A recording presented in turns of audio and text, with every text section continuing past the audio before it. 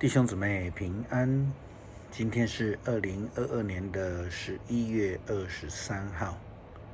今天的经文是诗篇117篇，耶利米书第30章18节到24节，启示录第22章第8节到21节。今天要跟大家分享的主题是无尽的爱。最近几天我们都谈到了这个婚姻当中的誓约的关系，新的家庭的建立要奠基在上帝的爱这个基础上面，因为圣经里时常以婚姻关系来提到上帝与人的关系。上帝对人的爱就如同夫妻相处的关系。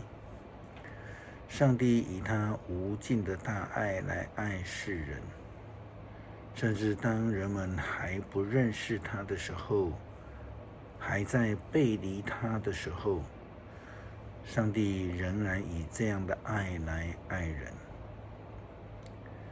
圣诞节即将来临，耶稣基督降生就是上帝无尽的大爱极致的表现。他将独生子赐给了世人，叫一切相信的人不致灭亡，反得永生。圣经如何教导我们上帝与世人的关系？那这当中的爱是什么？我们来看以弗所书第5章21节到33节的经文，怎么样来劝勉我们？经文说，夫妻的关系，你们要彼此顺服，因为你们是敬畏基督的。做妻子的，你们要顺服自己的丈夫，好像顺服主，因为丈夫是妻子的头，正如基督是教会他的身体的头，也是教会的救主。正如教会顺服基督，妻子也应该凡事顺服丈夫。做丈夫的，你们要爱自己的妻子，好像基督爱教会，为教会舍命一样。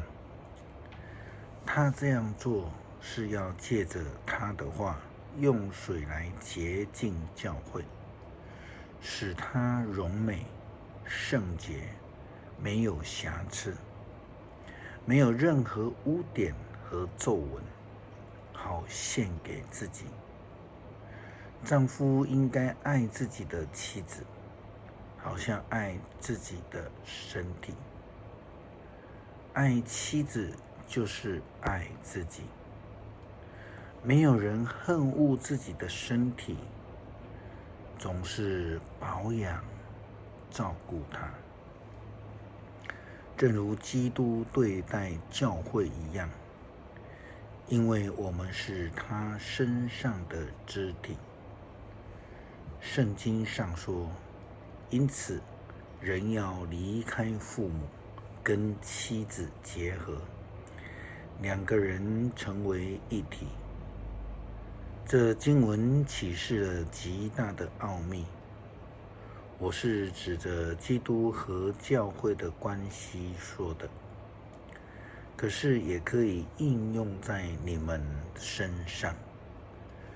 丈夫必须爱妻子，像爱自己，而妻子必须敬重丈夫。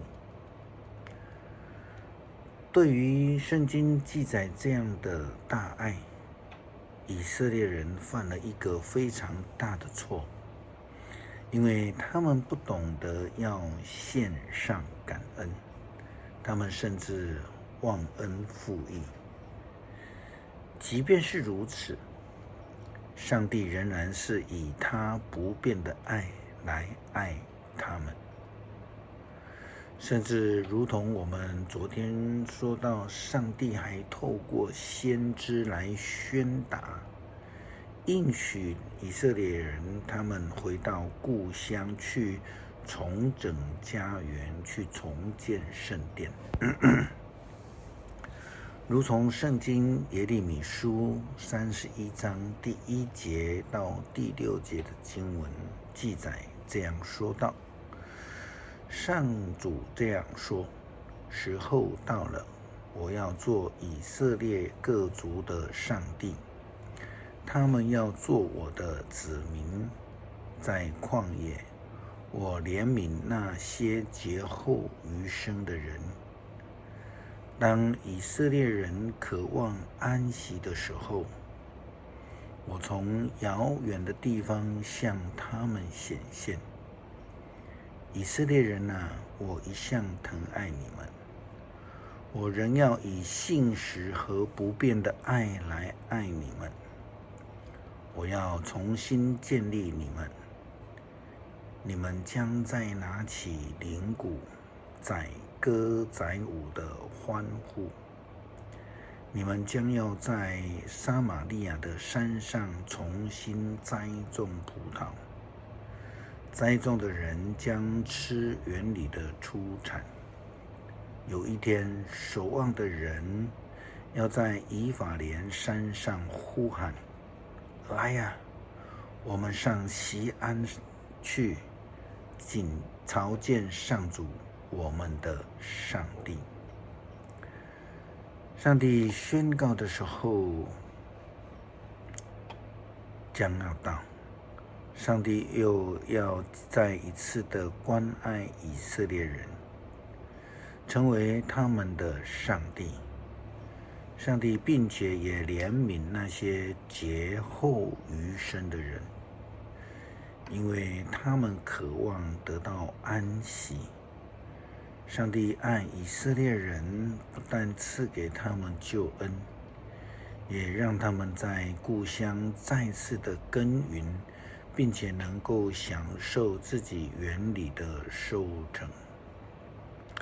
这个礼拜是感恩节，对于上帝无尽的爱，基督徒如何来面对？当然就是要用上帝的爱我们的爱来爱人，也需要以相同的爱的态度来回应上帝的爱。我们要以爱人来回应上帝无尽的爱。